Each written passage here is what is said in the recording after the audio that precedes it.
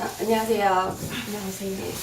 저 후구민영에서 제 소개를 좀 간간히 보신 분들도 계실 것 같고, 플로리다 마음연구소 소개를 또 간간히 보신 분들도 계실 것 같아요. 저희는 우선 협식장애 전문 미술치료 상담소고요.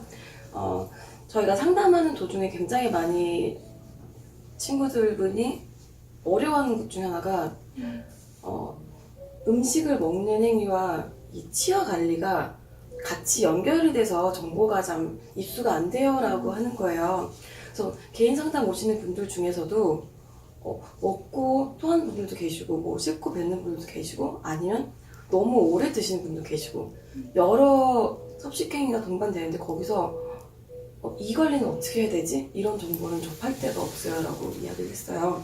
저도 제가 아는 선에서 설명을 드리지만 저 역시 치아 전문가가 아니다 보니까 한번 이런 자리를 마련해서 전문가분의 의견과 함께 설명 듣고 또 이 관리도 한번 점검해보는 시간이 되면 좋을 것 같아서 이 자리를 마련하게 됐어요. 그래서 여기 계신 김희정 선생님께서는 서울 성모치과에서 이제 일하고 계시는 10년차 치위생사 선생님이시고요. 저는 목소리가 좀 많이 이상하지만 플로리다 마음연구소 소장 김소월입니다. 오늘 만나서 반갑고요. 좋은 시간 되셨으면 좋겠습니다. 잘 부탁드릴게요, 선생님. 잘 부탁드립니다. 안녕하세요. 저는 설명해 주셨듯이 치과의생사로 일하고 있는 김희정이라고 하고요. 지금 일한 지 10년 정도 됐어요. 일하고 중이고 임상에서 일하고 있는 중이에요. 환자분들 보고 일단 제가 준비한 오늘 자료들은 섭식장애랑 치아 건강에 대해서 설명을 드릴 건데 이 치과위생사라는 직업이 생긴 지는 좀 오래됐는데 사실 뭘 하는지는 잘 모르시더라고요, 저희 직업이. 그래서 일단 제가 하는 주 업무들에 대해서 간단하게 설명드리면 일단 저는 치과에서 주로 이제 원장 선생님들하고 같이 일을 하고 그다음에 이제 스캐닝도 하고 뭐 그 밖에 칫솔질 교육이라든지 이런 치과에서 주로 하는 업무들을 하고 있고요. 아니면은 이제 이렇게 여러분 모셔놓고 집단 구강보건교육 보건소나 이런 데에서 집단으로 모아놓고 또는 이제 개인적으로 1대1로 구강보건교육을 주로 진행을 하죠. 치과에 가면 이제 환자분들은 잘 모르시니까 위생사에 대해서 치과 간호사님 뭐 이렇게 얘기를 하시는데 간호사는 치과에서 일을 하지 않아요. 치과에서 일을 하고 있는 사람은 치과위생사라든지 아니면 간호조무사 선생님들 이렇게 고조함으로 해서 나눠져 있고 저희가 이제 1차적으로 제일 중요하게 하는 거는 여기 치면 생활하고 써져 있는데 스케일링은 저희 주 업무고요. 그 다음에 요즘은 이제 법적으로 명찰이 이렇게 의무화가 돼서 만약에 치과를 가시게 되면 스케일링은 꼭 위생사한테 치과 위생사 선생님들한테 작은 병원에 가면 간호조무사 선생님들이 간혹 하시는 경우가 있어요. 약간 명찰을 항상 확인을 하고 위생사 선생님들한테 받을 수 있도록 하시면 되고 자 이제 오늘 제가 주로 얘기 드릴 거는 섭식장애 중에 이제 습관적인 구토를 하게 되면 그 습관적인 구토가 치아에 미치는 영향에 대해서 주로 설명드릴 거예요. 그래서 이제 그 습관적인 구토로 인해서 습관적으로 구토를 하면 일단 입안에 위산이 굉장히 많이 남아있게 돼요. 그 산에 대해서 설명을 먼저 드릴 건데 위산이 이제 치아에 미치는 영향에 대해서 먼저 살펴보려면 치아의 구조를 먼저 알아야 되는데 사람의 신체 중에 가장 단단한 부위가 어딜 것 같으세요? 단단한 부위라고 하면 손톱도 있고 뼈도 있고 이도 있고 어딜 것 같으세요? 뼈가 뼈보다 이가 가장 제일 단단해요. 치아가 가장 단단하고 정확히 이야기를 하면 치아에서 이 가장 겉껍데기 이 범낭질이라는 이 부분이 가장 단단한 부위예요. 그래서 여기 이로 손톱도 물어 뜯을 수 있고 다 할 수 있죠. 그래서 범낭질이 가장 중요한데 이 범낭질은 가장 단단한데도 불구하고 닿아서 없어지기도 하고 이제 이와 이끼리 부딪히니까 닳아서 없어지기도 하고 범낭질이 가장 취약한 게 산이에요. 산성에 가장 취약해요. 산성에 녹아요. 그래서 충치가 생기는 원리도 그 충치균이 산을 내뿜으면서 범낭질을 녹여서 안쪽으로 파고들기 때문에 산이 일단 범랑질을 닿지 않게 하는 게 가장 중요해요. 이 범랑질 한꺼풀이 벗겨지고 나면 이제 이 안에 상아질이라는 약간 노란색을 띠는 이 구조물이 보이게 되는데, 이거는 사진으로 보면 이 바깥층이 범랑질이고요. 여기 범랑질이 한꺼풀 벗겨진 상아질이 지금 노출이 된 상태예요. 이렇게 노랗게. 이렇게 되면 미관상으로도 별로 좋지 않고 시리고 뜨거운 거에 굉장히 예민해져요, 치아 자체가. 상아질 구조를 보시면 이 그림이 잘 돼 있는데, 보시면 이렇게 빨대처럼 이렇게 되어 있는 게 보이시죠? 막대기. 이 상아질은 막대기가 모여있는 방이라고 생각하시면 돼요. 그래서 뜨거운 거 찬 걸 먹을 때 그 빨대가 직접적으로 신경 쪽으로 가기 때문에 차고 뜨거운 걸 상아질이 느끼게 돼요. 그러니까 범랑질을 항상 잘 관리를 하는 게 중요합니다. 그래서 이렇게 상아질은 바로 티가 납니다. 그래서 이제 위 산에 의해서 치아가 부식이 되는 과정에 대해서 좀 보여드릴 건데, 이거는 지금 정상적인 범랑질이 다 있는 사진이에요, 현재. 하얗고 반투명하고, 그러니까 프레쉬가 좀 하얗게 비춰서 더 하얘 보이는데, 근데 이게 이제 자꾸 산에 노출이 되면 이런 식으로 얼룩덜룩하게 흰색 반점이 생기죠. 저희는 이제 타레라고 부르는데, 골다공증처럼 빠져나가는 거예요. 치아가 약해진 거예요, 범랑질이. 구조물 자체가 약해지면서 이렇게. 이거 실제로 습관적인 구토를 하는 환자분의 치아 상태예요, 현재. 금은 일단 산에 뭐 영향을 안 받기 때문에 금은 그대로 있는데, 보시면 껍데기가 한꺼풀 벗겨졌죠. 노란 부분, 하얀 부분. 원래 씹는 이렇게 하얗게 덮여 있어야 되는데 그 부분이 지금 모두 사라진 케이스예요. 그래서 이런 경우에는 치아가 이제 시리기도 하고, 미관상으로 가장 안 좋아요. 일단은 여자분들 같은 경우 이가 노랗게 변하겠죠, 아무래도. 그래서 이제 부식이 이렇게 진행된 사진이에요. 그러면은 이제 치아 부식에 대해서 대충 사진을 보셨으니까 치과 치료랑 병행을 하시는 게 중요한데, 치과 검진이 가장 중요해요. 치과 보통 얼마 만에 한 번씩 가시나요? 저는 최근에 관심이 생기면서 좀 자주 갔었어요. 아, 자주? 네, 한 2주 전에. 아, 2주 전에도 가요. 보통은 1년에 한 번. 진짜 이 아프거나 썩을 때마다. 맞아요. 이게 보통 네, 여자분들 아프거나 뭐 이제 거울을 봤을 때 이가 좀 썩은 게 있는 것 같거나 이럴 때 어쩌다 한 번씩 가시거든요. 근데 치과 검진은 보통 주기가 6개월에 한 번이에요. 성인 같은 경우에는 6개월에 한 번, 소아 같은 경우에는 뭐 3개월에 한 번 이렇게 가시는 게 가장 중요해요. 근데 보통 여자분들이 치과 가는 걸 되게 싫어하시더라고요. 산부인과랑 비교를 많이 하시는데 산부인과보다 훨씬 쉬워요, 치과는. 검진을 6개월에 한 번씩 가시면 정말 할 것도 없고, 가서 보고 현재 상태 확인하고 앞으로 어떻게 해야 되는지 상담받고 끝나면 그만이거든요. 그래서 6개월에 한 번씩 가시는 게 중요하고, 6개월에 한 번씩 가실 때마다 스케일링을 반드시 받으셔야 돼요. 스케일링을 받으셔야 되는데, 최근에 스케일링 받아보신 분 혹시 계신가요? 1년 전? 1년 전? 스케일링 혹시? 아직 안 하죠. 네. 앞에 별 내용은 없었고, 혹시 한 2년 전인가? 2년 전에 이 우리나라가 국민건강보험공단에서 병원 진료를 굉장히 잘 볼 수 있게 해놨어요, 검진 자체를. 그래서 이 스케일링도 예전에는 불과 한 5, 6년 전만 해도 10만 원 막 이랬어요. 스케일링 자체가 보험이 안 돼서. 5년 전부터는 이제 스케일링 자체가 보험이 돼요. 그래서 가서 스케일링을 받을 경우에 검진 전체 다 해주고 스케일링을 받는데 2만 원도 안 들어요. 한 15,000원에서 2만 원 정도.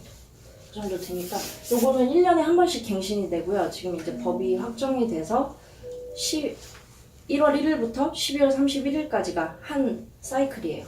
그래서 31일까지는 꼭 한 번씩 가셔서 받으세요. 12월이 넘어가면 다시 초기화되기 때문에 내년으로 넘어가서 그걸 써야 되니까 정기적으로 스케일링 받으시고, 스케일링 받으신 뒤에 이제 불소도포를 해야 되는데, 이 불소도포는 제가 좀 이따 나중에 뒤쪽으로 가서 설명을 드릴게요. 그리고 이제 이가 많이 상했다, 아까 말씀드린 범랑질이 많이 녹았다, 그러면 이제 상아질부터는 보호를 해줘야 돼요. 상아질부터는 보호를 해줘야 되기 때문에 우리 요즘 치아보험이 굉장히 많이 CF가 나오죠. 뭐 메리츠 치아보험, 크라운 같은 경우, 크라운도 이제 많이들 아시더라고요. 환자분들이 오시면 크라운, 라미네이트. 뒤쪽으로 가면 또 설명드릴게요. 보철 치료도 반드시 필요해요. 상아질이 노출이 되면 치아가 훨씬 쉽게 닳기 때문에. 자, 먼저 스케일링에 대해서 보여드리면 요거는 이제 제가 보기에는 한 1년 정도 된 환자분인 것 같아요. 치석 제거를 안 하신 지. 보통 요 앞니 아래 안쪽이거든요. 요거는 이렇게 보시면 이렇게 노란색 띠로 이루어진 이 부분이 치석이에요. 요거를 싹 제거를 해야 되는데, 제거해야 되는 이유는 1번으로는 치석에는 세균이 굉장히 많아요. 세균이 많기 때문에 일단 잇몸 자체를 붓게 만들어요. 주변에 있는 잇몸을. 그리고 치석이 치아에 달라붙음으로 인해서 뼈를 녹여요, 점점. 그래서 우리 어르신들이 흔히 얘기하시는 풍치. 이가 멀쩡한데 흔들리다가 빠진다. 뼈를 점점 녹이기 때문에 치아 자체가 멀쩡하지만 뼈가 내려가서 치아가 흔들리다가 빠지는 거. 이걸 풍치라고 하는데, 풍치의 대표적인 원인이 치석이에요. 그렇기 때문에 치석 제거는 항상 1년에 한 번씩은 꼭 받으셔야 돼요. 제거하고 나면 이건 한 일주일 정도 뒤에 사진인 것 같은데 잇몸도 어느 정도 회복이 되고, 이런 식으로 치아가 깨끗하게 유지 관리를 해주셔야 돼요. 스케일링을 해서 이렇게 깨끗해진 상태가 되면 그 다음에 이제 습관적으로 구토를 하시는 분들은 불소도포를 하시는 게 중요해요. 요 불소도포 효과에 대해서는 좀 이따 얘기 드릴 거고, 불소도포 하는 방법은 이제 치과에 가시면 2가지 정도 방법이 있어요. 이렇게 트레이에 치약 같은 걸 이렇게 불소도포 액을 여기에다가 도포를 해요. 그 다음에 이렇게 해서 입안에 물려줘요. 이렇게 해서 한 4분 정도 물고 있다가 뱉어내고, 그 다음 주의사항은 이제 치과에서 알려드리는데, 이렇게 하는 방법이 하나가 있고, 요즘은 이렇게 잘 안 해요. 예전에는 이렇게 많이 했는데 요즘은 이제 이렇게 바니쉬라 그래서 이렇게 많이 나와요. 이 안에가 깨끗해진 상태에서 뜯어보면 이렇게 불소를 약간 송진같이 약간 끈적끈적해요. 이렇게 입안에 머물러 있는 시간이 길게 만들기 위해서 이렇게 끈적끈적하게 만들어 놨거든요. 보이시죠? 이 상태로 이제 입안에 전체적으로 치아 하나씩 코팅을 해줘요. 그래서 불소도포 방법에 대해서 일단 설명을 드렸고, 불소를 돋보이는 이유가 무엇인가요? 나올 겁니다. 네. 불소를 도포하는 이유는, 불소는 산에 강해요. 범랑질을 아까 잘 지켜야 된다 그랬는데, 범랑질은 산에 약하고 그 산에 내산성을 길러주는 게 불소예요. 그래서 불소는 내산성을 길러준다고 생각하시면 돼요. 이 사진을 보시면 효과는, 이게 사실 충치를 막기 위해서 불소도포를 어린아이들한테 많이 해줘요. 불소가 들어간 양치 사업도 저희가 10년 전에 많이 했었는데, 요즘 뭐 수돗물에도 불소가 어느 정도 포함이 되어 있으니까 이렇게 보시면 다 보실 필요는 없고, 세균이 산을 만드는 과정을 억제를 시켜요, 불소가 치아에서. 그렇기 때문에 하나의 코팅을 해준다고 생각하시면 되죠. 그래서 불소를 하는 주기는 보통 성인 같은 경우에는 3개월에서 6개월 사이에 불소를 한 번씩, 그러니까 검진 주기와 스케일링 주기와 불소 주기를 거의 일체화 시키시면 돼요. 6개월에 한 번 병원을 간다 생각하시면 되고, 스케일링은 2번 갈 때 한 번씩 받으시면 돼요. 1년에 한 번씩 보험이 되니까. 아니면 6개월에 한 번씩 스케일링을 받으시면 한 번 가서 받고, 한 번은 비보험으로 받고, 이런 식으로 진행을 하는 경우도 있어요. 그리고 아까 말씀드린 보철치료, 이거 맨 앞에 봤던 그 구토가 심하신 산 때문에 녹아있는 상태인데, 이분 같은 경우에는 이제 더 이상 뭐 불소로 해결이 되는 상태가 아니에요. 이 상태는 불소는 아까 범랑질을 보호를 해줘서 이제 더 이상 산에 노출이 되지 않도록 시스템을 바꿔주는 거고, 이런 경우에는 이제 상아질 자체가 노출이 됐기 때문에 이렇게 이를 완전히 씌워줘야 돼요. 이 자체를. 그러니까 한마디로 한 껍데기를 만들어주는 거죠. 범랑질 껍데기. 안녕하세요. 이렇게 껍데기를 만들어주면 이제 상아지를 보호할 수가 있어요. 아까 말씀드린 것처럼 상아지는 굉장히 빠른 속도로 닳아서 없어지기 때문에 한꺼번에 씌워서 보호를 해줘요. 이게 흔히 말하는 크라운, 치아를 완전히 씌워서 보호해주는 형태. 그리고 다른 얘는 이제 습관적으로 구토를 하게 되면 이가 전체적으로 녹아내리면 내가 거울을 봤을 때 알 수 있는데 이게 또 그렇지가 않아요. 구토를 하게 되면 입 천장서부터 이렇게 녹아요. 이가, 범낭질이. 입 천장서부터 닳기 때문에 잘 몰라요, 초기에는. 그래서 이분도 아마 처음엔 잘 몰랐을 거예요. 겉에서 봤을 때는 멀쩡하거든요. 흰색 껍데기가 잘 붙어있고. 근데 이제 안쪽서부터 닳아서 없어진 케이스예요. 이런 케이스 같은 경우에는 이제 라미네이트라고 해서 우리 손톱 위에 붙이듯이 이렇게 한 면만 만들어서 깎여있는 치아면에 붙여주는 거예요. 이런 식으로 뒷면에서 이렇게 붙여줄 거예요. 그래서 입안에서 확인을 해보면 이렇게 손톱 붙이듯이 요 라인 살짝 보이시죠? 건조로 해서 일부러 라인 보이게 만들어서 사진을 찍은 것 같은데 뒷면에서 붙여줘서 앞면은 멀쩡하죠. 안쪽에서 닳았기 때문에 앞면은 멀쩡하고 이런 분 같은 경우에는 이제 습관적인 구토 행위나 이런 거를 어느 정도 치료를 했을 때 라미네이트를 하시는 게 좋아요, 사실은.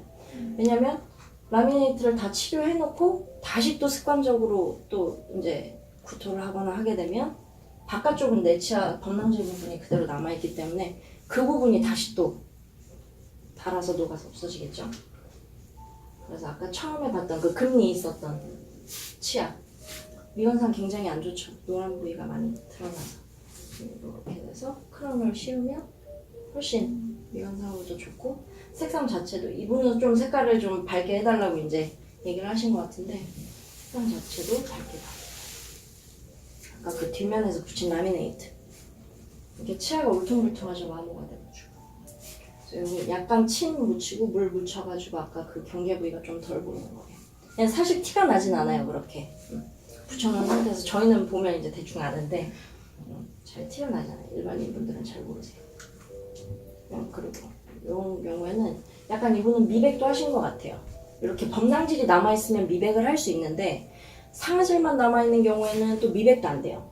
미백을 아무리 해봤자 이 색깔이 빠지지 않아요. 그거는 이 원래 자체의 색깔이기 때문에.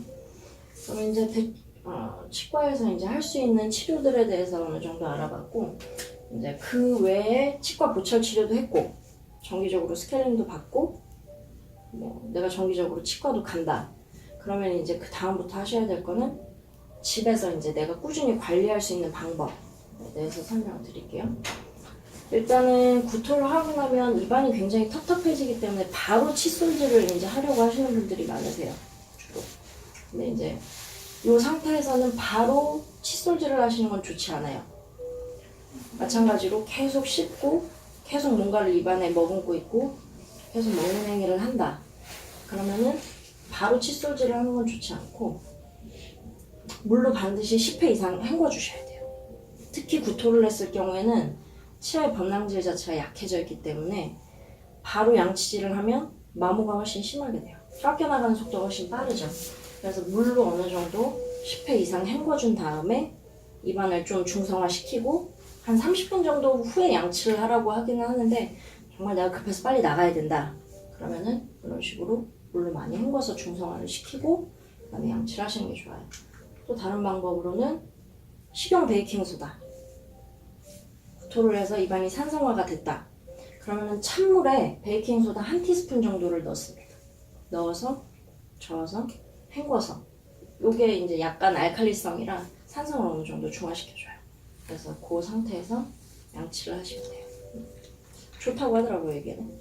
입안에 더 하고 나서.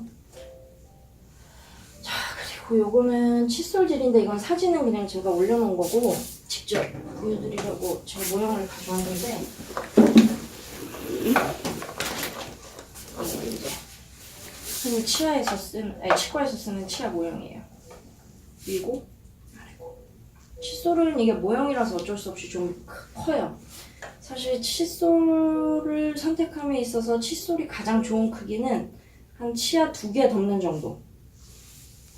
치아 2개를 덮을 수 있는 정도의 크기가 가장 적당하고요.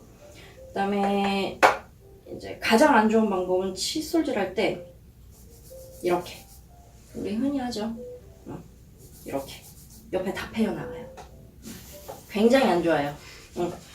씹는 면은 이렇게 해도 돼요. 씹는 면은 이렇게 하셔도 상관이 없는데 치아도 결이 있어요. 치아 결은 항상 세로로 되어 있거든요. 그래서 결을 따라서 쓸어서 움직이듯이 닦아주는 게 제일 좋아요. 자, 처음에 치약을 칫솔에 한 3분의 2 정도에 묻혀요.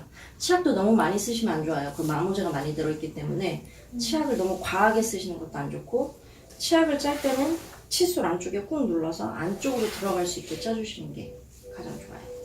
치약을 짰으면 일단 씹는 면에 비비세요. 거품은 어느 정도 먼저 내요. 이런 식으로 거품이 어느 정도 났다. 그러면 저는 사실 아래 안쪽부터 닦는 걸 추천을 드리기는 해요. 여기가 치석이 가장 많이 생기는 부위거든요. 그래서 여기를 안에서 밖으로 쓸어버리듯이. 여기서부터 닦으면 제일 안 좋은 점이 침이 되게 많이 흘러요. 그래서 위에서부터 닦으라고 병원에서 알려드려요. 보면 어금니서부터 닦으면 윗니는 칫솔모가 위로 가게 안으로 집어넣어서 위에서부터 쓸어내리듯이 같은 자리에서 10회. 아까 제가 칫솔이 2개 감싸도록 하라고 말씀드렸죠. 같은 자리에서 10회 하고 나면 옮겨서 또 10회. 같은 방향으로 계속 위에서 아래로 이렇게 닦는 게 아니라 위에서 아래로 윗니는 이런 식으로 여기까지. 그 다음에 아랫니는 반대로 아래에서 위로 닦아주시면 돼요. 아래에서 위쪽으로. 근데 안에 닦기가 굉장히 어렵거든요. 안쪽은 깊이 넣으셔야 돼요. 생각보다 좀 약간 토할 것 같은 느낌. 처음에는 여기가 굉장히 안 닦이거든요. 환자분들이 스케일링 받으러 오시면 여기에 치석이 제일 많이 생겨요. 안쪽에. 그렇기 때문에 여기는 조금 신경 써서 닦으셔야 돼요. 거울을 처음엔 보고 닦으시라고 주로 설명을 드리거든요. 칫솔질 바꾸는 가장 좋은 방법은 거울 보고 내가 어디를 닦고 있는지 확인을 하면서 닦아야 돼요. 돌아다니면서 닦으면 닦았나 안 닦았나 그냥 넘어가게 됩니다. 그래서 이렇게 아래에서 위로 마찬가지 10번 밖으로. 그리고 화장실에서 닦아야 되는 또 다른 이유가 있어요. 안에서 밖으로 하면 굉장히 많이 튀어요. 많이 튀기 때문에 돌아다니면서 닦지 마시고 거울 보시고 닦으세요. 위에는 마찬가지로 위에서 아래로 밖으로 쓸어버리듯이, 그러니까 밖으로 계속 쓸어버린다고 생각하시면 돼요. 쓸어버리듯이 하고 마지막에 혀를 반드시 닦으셔야 돼요. 혀에도 굉장히 세균이 많이 번식을 하기 때문에 혀를 꼭 닦아주시고, 그 다음에 물로 헹구는데, 물로 헹구는 것도 간단하게 생각하실 게 아니라 물로 헹구는 것도 항상 10회 이상 하시라고 저는 추천을 드려요. 10회 이상 하셔야 되는 이유는 이 칫솔에 묻어있던 치약이 입안에 남아있으면 그 치약으로 인해서 또 구취가 생겨요. 입냄새가 나요. 이를 닦아도 입냄새가 나요. 치약이 입속에 남아있으면 그래요. 그렇기 때문에 항상 10회 이상 헹구셔야 되고, 한 5회 정도 닦은 사람, 5회 정도 물로 헹궈낸 사람과 10회 헹궈낸 사람의 구취 정도를 테스트했을 때 10회 정도는 나지 않는데 5회 정도는 오히려 구취가 더 나요. 입냄새가. 그렇기 때문에 항상 물로 잘 헹궈주셔야 돼요. 뭐 리스테린 같은 걸 이용하셔도 되고, 근데 너무 자주 리스테린이나 이런 걸 사용하면 세균수가 너무 급감하기 때문에 너무 습관적으로 쓰진 않으시는 게 좋아요. 선생님, 세균수가 급감한 게 왜 안 좋나요? 입안에는, 이 모든 신체에는 어느 정도 적당한 세균수가 있어야 하고 저항성이 있어야 되는데, 모든 세균을 없애면 입안에 오히려 더 노출이 잘 되죠.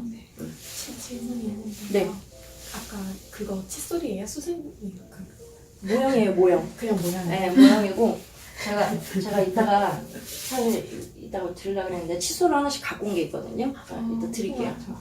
네. 리스테린 같은 거 마모제 이런 거 들어있나요? 아, 리스테린은 마모제가 없어요.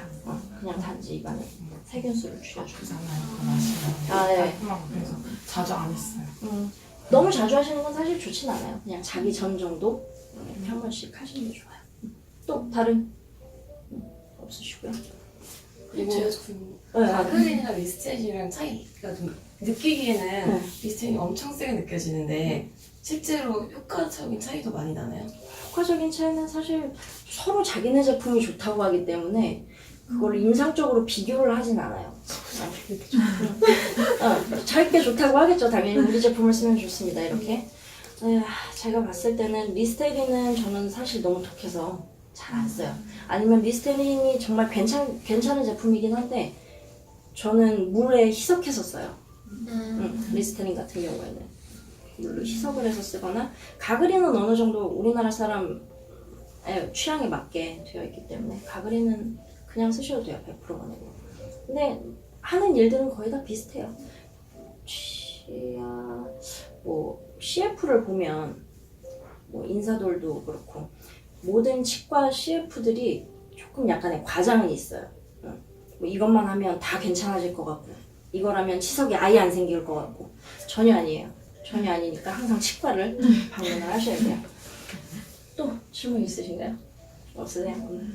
그럼 칫솔질을 다 하고 나면 사람들이 이제 우리는 양치하면 끝. 보조위생용품이 생각보다 많아요.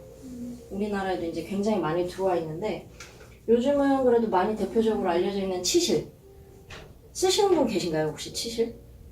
가끔 고기 먹었을 때. 고기 먹었을 때 낄 때 치실 굉장히 좋은 거예요. 이거 쓰셔야 되는데 제가 치실을 일단 여기 사용 방법도 나와 있긴 한데 이쪽으로 치실하다가 네. 피나는 경우 잘해주는 거예요. 그거에 대해서 설명드릴게요. 안녕하세요. 저쪽으로 가야 되나? 잘 안 보이시겠는데? 이쪽으로 오시죠. 치실은 먼저 일회용이에요. 모든 치실은. 제가 가장 깜짝 놀랐던 게 치실을 이렇게 쓰시는 분들이 계시더라고요. 치실을 끊어요, 일단. 치실을 해야 된다는 건 알아. 그래서 치실을 열심히 해요. 그리고 물로 헹궈. 그리고 이렇게 수건거리에 걸어놔. 다시 써. 제일 안 좋아요. 제일 안 좋아. 정말. 일회용이에요, 일회용. 치실을 재활용하시는 분들이 계시더라고요. 정말 안 좋습니다. 치실은 언제나 그냥 쓰고 버리시면 돼요. 이게 몇백 미터 들어있거든요. 그럼 그렇게 쓰시는 분들이 있더라고요. 치실은 한 30에서 40cm를 끊으라고 하는데 모든 치아 사이를 닦는 거예요. 치실이 하는 방법은. 한 30cm 정도 끊습니다. 끊으면 거의 오른손잡이시죠, 대부분. 자, 왼손에는 중지를 먼저 이용할 거예요. 왼손에는 한 바퀴 감고 오른손으로 다 감아요. 여기서부터 쓰는 거예요, 이제. 이 부위가 작동 부위예요. 치아에. 그러면 안 들어가는데 이게 제가 닫고 있을까요? 해주실 수 있어요. 이렇게 입을 벌리면 이 상태에서 치실도 마찬가지로 거울을 보고 하셔야 돼요. 거울을 보고 하시고 이렇게 옆으로 공간이 있어서 일단 여기다 할게요. 치실을 이렇게 잡고 짧게 잡아야 돼요. 입안에 넣을 때는 지금 제가 보여드리려고 길게 잡은 거고.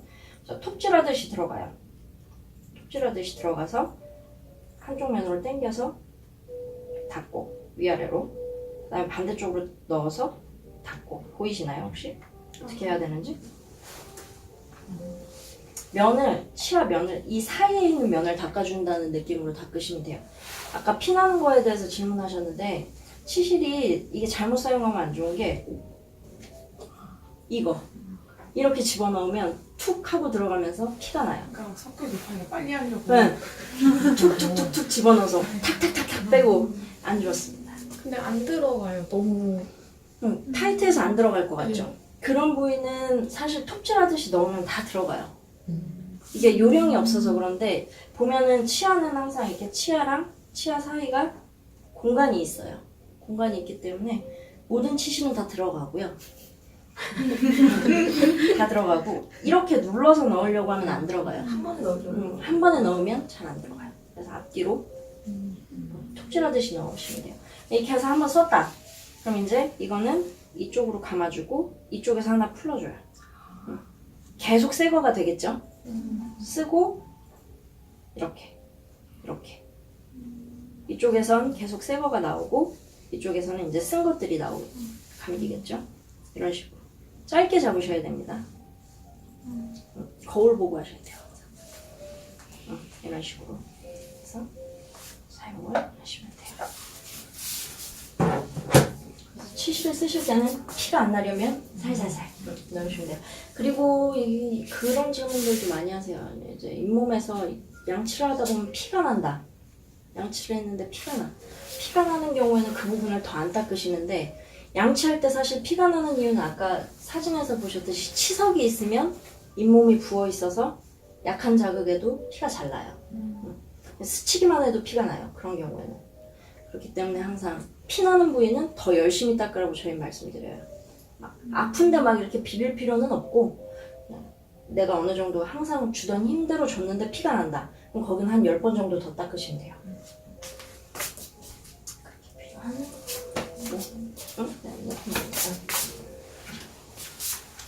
그리고 요거는 요즘 일회용으로 나온 거예요. 칠한 칫솔 고리, 아니 치실 고리. 요렇게 고리가 있고 치실이 이렇게 달려 있어요, 아예. 그래서 요건 어떻게 쓰냐면 요런 식으로 그냥 넣어서. 근데 요게 좀 사실 힘을 주기에는 좀 그 힘 조절이 안 돼요. 힘 조절이 그냥 툭 들어가거든요. 저는 웬만하면 수동으로 감아서 쓰는 걸 추천을 드려요. 그리고 요거는 이제 칠한 칫솔. 아시는 분 계신가요? 칠한 칫솔? 근데 여기는 보통 이제 여성분들 젊으신 분들이랑 잘 안 들어갈 것 같긴 한데 이따 키트 안에도 들어있어요. 보면 이렇게 꽂고 꽂으면 이렇게 있어요. 요거는 치실하고는 또 치아 닦아주는 부위가 달라요. 감사합니다. 치실은 요 치아랑 치아에 맞닿는 면을 닦아주는 거고요. 칠한 칫솔은 치아랑 치아 사이에 요 옆부분, 이 아랫부분을 닦아주는 거예요. 그러니까 잇몸 마사지도 되고 그다음에 요 치아랑 치아 사이에 치실로 닦을 수 없는 부분 보이시죠? 여기를 옆으로 닦는 보조용품이에요. 고기 꼈을 때 되게 잘 빠져요. 이걸로 하면 이런 식으로 치아 사이에 구멍이 없어서. 근데 지금 아직 쓰실 필요가 있으신 분들은 없으실 것 같아요. 제가 보기에는 연령대가 좀 젊으셔서 한 30대 후반서부터 넘어가게 되면 아마 칠한 칫솔을 알고는 계시는 게 좋아요. 이렇게 해서 옆으로 닦는. 임플란트 있는 분 없으시죠, 입안에 현재?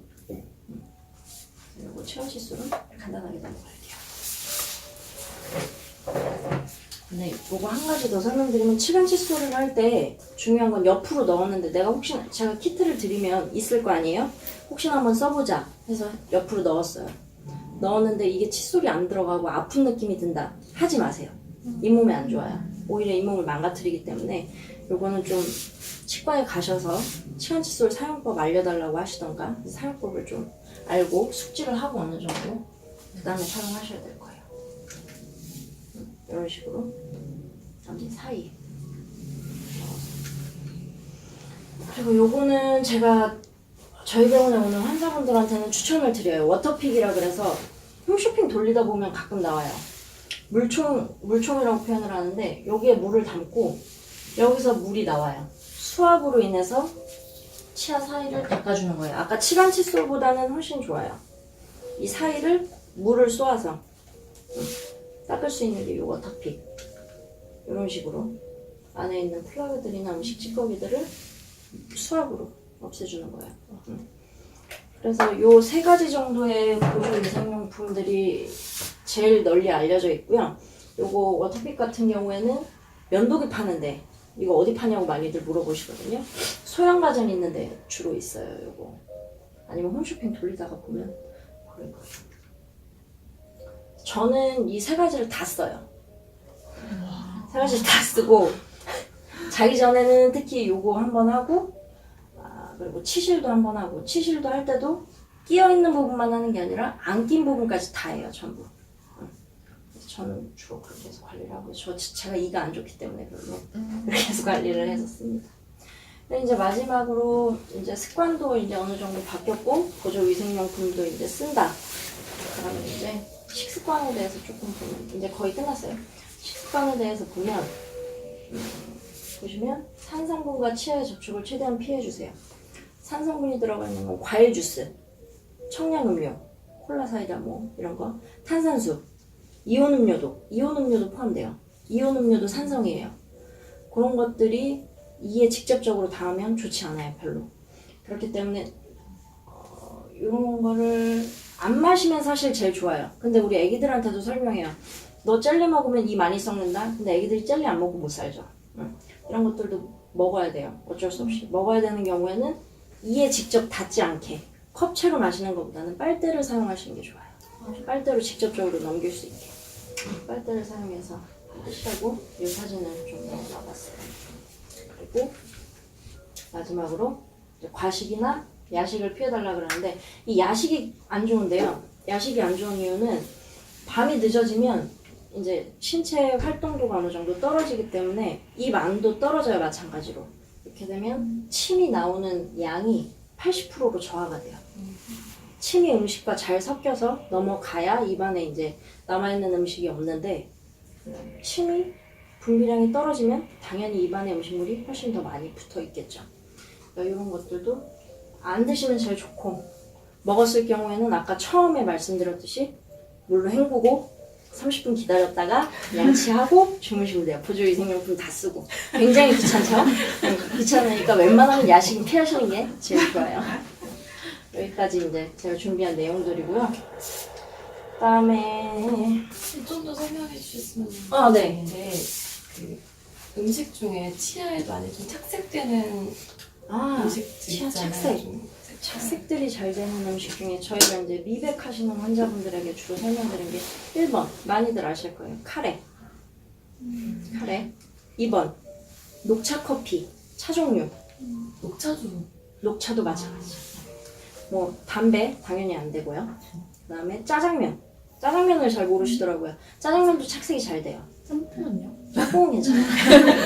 짬뽕 괜찮고 짜장면도 착색이 잘 되는 음식 중에 하나예요. 그러니까 내가 좀 이렇게 미관상으로 착색이 좀 돼 있는 착색이 돼 있다 싶으시면 그냥 병원 가시면 돼요. 스케일링 해달라고. 뭐 스케일링 하다 보면 다 닦여요. 카레는 근데 아예 배기는 거기 때문에 카레는 드시고 나서는 반드시 양치를 하시는 게 제일 좋아요. 그리고 또 질문 있으신가요 혹시?